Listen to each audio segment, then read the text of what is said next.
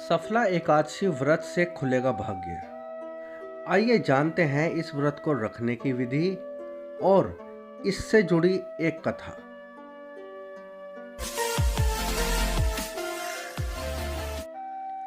भगवान विष्णु को समर्पित हर एक एकादशी का व्रत अपने आप में एक अलग महत्व देता है। वैसे ही एक एकादशी है जिसका नाम है सफला एकादशी, जो कि पौष माह के कृष्ण पक्ष में आती है।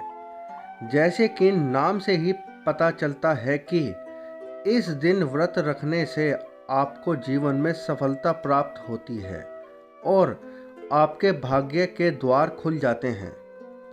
हमारे शास्त्रों के अनुसार 1000 अश्वमेध यज्ञ मिलकर भी इतना लाभ नहीं दे सकते जितना सफला एकादशी का व्रत रखने से मिलता है।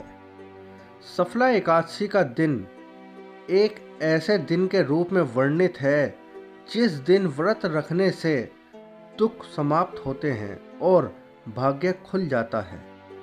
इस दिन व्रत रखने से व्यक्ति की हर मनोकामनाएं पूरी हो सकती हैं। पूजा की विधि: इस दिन प्रातः काल में उठकर स्नान करने से निवृत्त होकर व्रत का संकल्प लेना चाहिए। पूजन के लिए एक चौकी पर विष्णु जी की प्रतिमा स्थापित करें।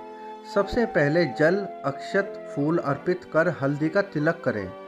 भगवान को धूप, दीप, नैवेद्य अर्पित करके सफला एकादशी व्रत की कथा का पठन या श्रवण करें।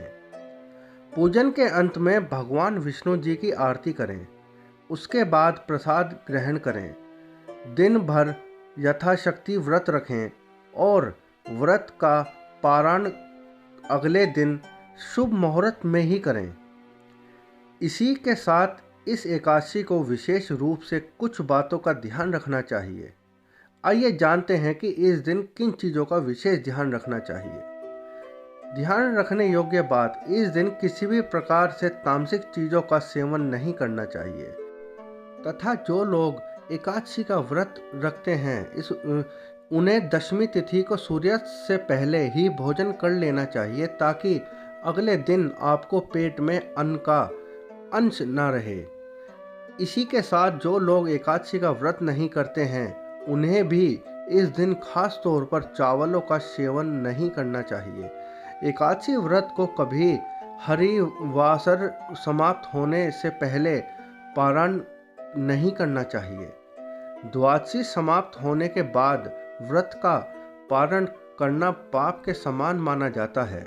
यदि द्वादशी तिथि सूर्योदय से पहले ही समाप्त हो तो इस स्थिति में सूर्योदय के बाद व्रत का पारण किया जा सकता है।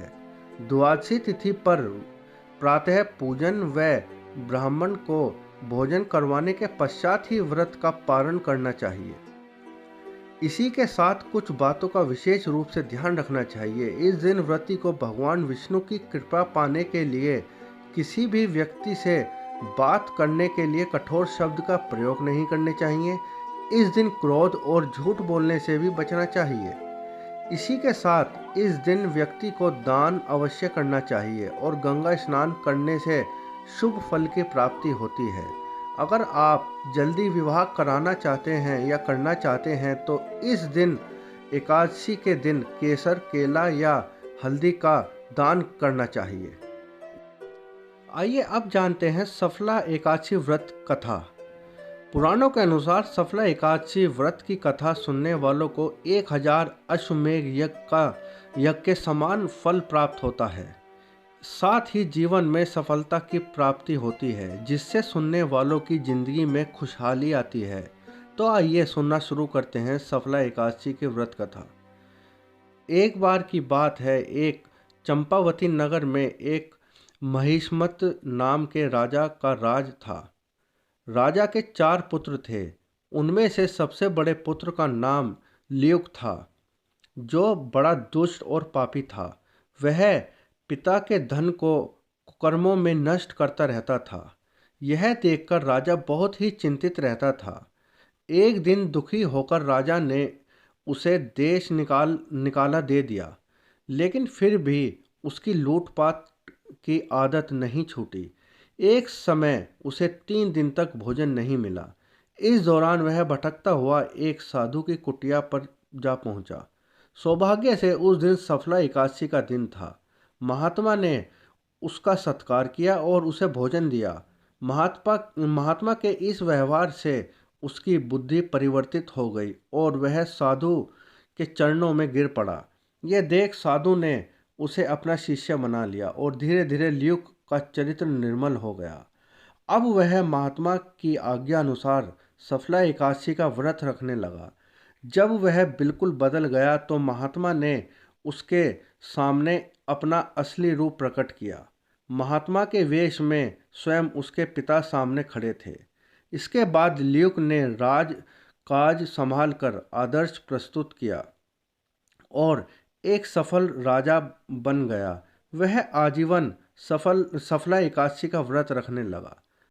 तो दोस्तों, अगर यह जानकारी हमारी आपको अच्छी लगी तो कृपया हमारी जानकारी को, इस वीडियो को लाइक करिए और हमारा चैनल अगर आपने अभी तक सब्सक्राइब नहीं किया है तो कृपया हमारे चैनल को सब्सक्राइब करें। धन्यवाद।